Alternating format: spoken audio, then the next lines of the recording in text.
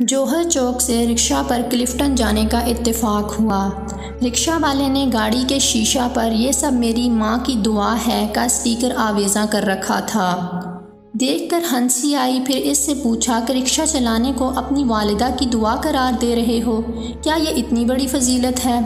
रिक्शे वाला मुस्कुराकर बताने लगा कि साहिब, मेरा ताल्लुक़ मुज़फ़्फ़रगढ़ से है।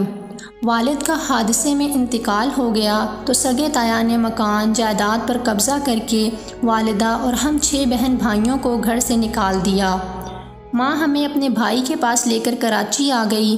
चंद दिन बाद बेगम के कहने पर मामू ने भी मुआज़रत कर ली तो साथ वाले मोहल्ले में बैठक किराए पर लेकर वालदा ने लोगों के घरों में काम करना और रात गए तक सिलाई मशीन पर मोहल्ले वालों के कपड़े सीना शुरू कर दिए।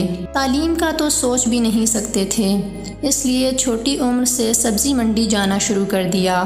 सब्ज़ी और फलों की लोडिंग अनलोडिंग करवाते और टोकरी पर फल फ़रोख्त बेचते जवान हुए। फिर कंडक्टरी शुरू कर दी। इस फील्ड में उस्तादों और ड्राइवरों की मार खाते खाते जवान हुए और फिर किसी का रिक्शा चलाना शुरू किया। पैसे इकट्ठे किए, कमेटी डाली, फिर किस्तों पर अपना रिक्शा लिया। इसकी किस्तें ख़त्म हुई तो 2 रिक्शे किस्तों पर लिए और भाइयों को भी सब्ज़ी मंडी से हटाकर साथ लगा लिया। तीनों भाई मिलकर कमाते रहे। वालदा से सिलाई मशीन छुड़वाई। छोटे भाई को पढ़ाते रहे कि जो हम नहीं बन पाए इसे बना दें। भाई ने MBA किया, इसे बैंक में नौकरी मिल गई। इसने जिस माह बैंक से गाड़ी लीज करवाई, इसी माह अपनी कुलीग से शादी की और हमें छोड़कर चला गया।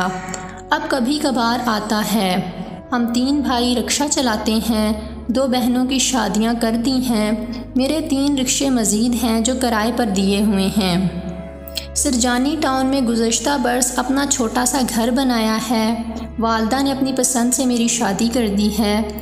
हम सब इकट्ठे रहते हैं। अब हम 3 भाइयों ने एक प्लॉट ताड़ रखा है। इसे ख़रीद कर इस पर एक और घर बनाकर अगले 2 सालों तक दूसरे भाई की शादी करने का सोच रखा है।